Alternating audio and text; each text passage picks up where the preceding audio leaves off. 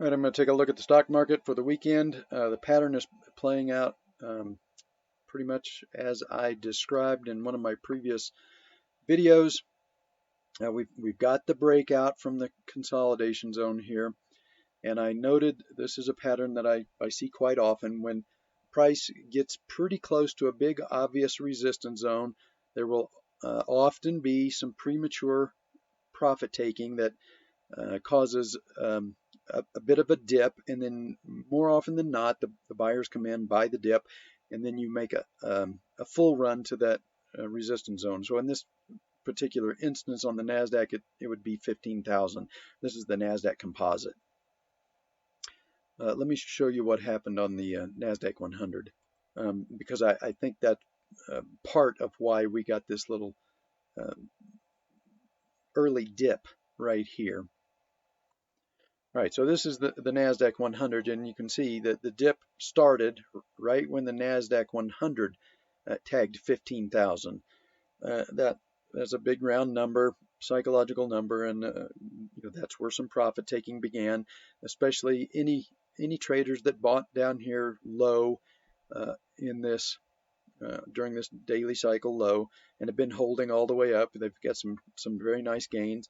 And they probably took profits on most of those at this when the INDX tagged this resistance zone at 15,000, and then we get a little profit taking event and a pullback,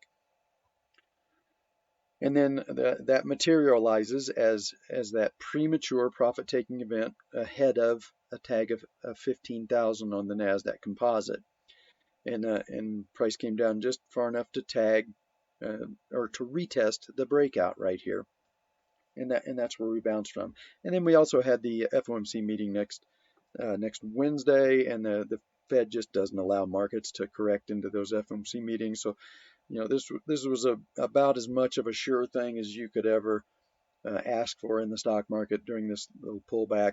We had support. We got the FOMC meeting. Fed's going to pump a bunch of QE in the market, make sure the markets are going up.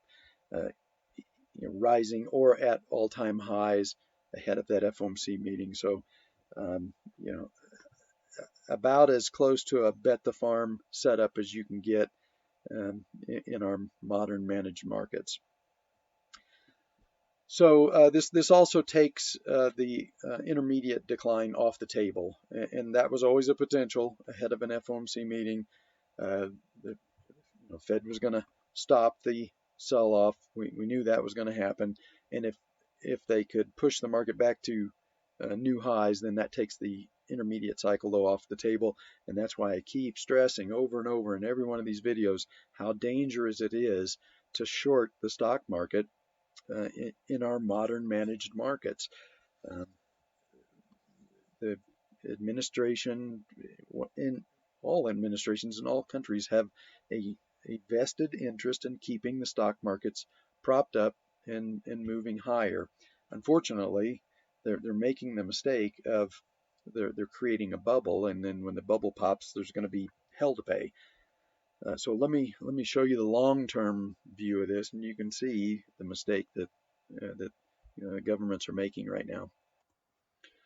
All right, so here's the weekly chart, and here's the 200-week moving average, and you can see the character change once we came out of that low last year in March. This was the slingshot move down that loads the slingshot, and then we start the bubble phase. This looks like a midpoint consolidation to me, and I think we're now probably moving into the final 3, 4, 5 months of this bubble, and at this point it looks pretty likely to me that we're going to get at least close to 20,000, and we may go significantly above 20,000 before the bubble pops, and then we come crashing back down and go retest this 200-week moving average, and then go far below it before the final bear market is over. So right now, governments think they're doing the right thing by propping the market up, but actually they're just creating a huge bubble, and when the bubble pops, really bad things are going to happen. but I don't think we're even close yet to the final bubble top. Right, back to the daily chart. I suspect we're going to be anywhere from 40 to 60% above this 200-day moving average before um, we get a final top and the crash starts. I'm not seeing the kind of completely irrational behavior from mom and pop traders, complete novice traders day trading the stock market because they think it's free money and they're going to get rich.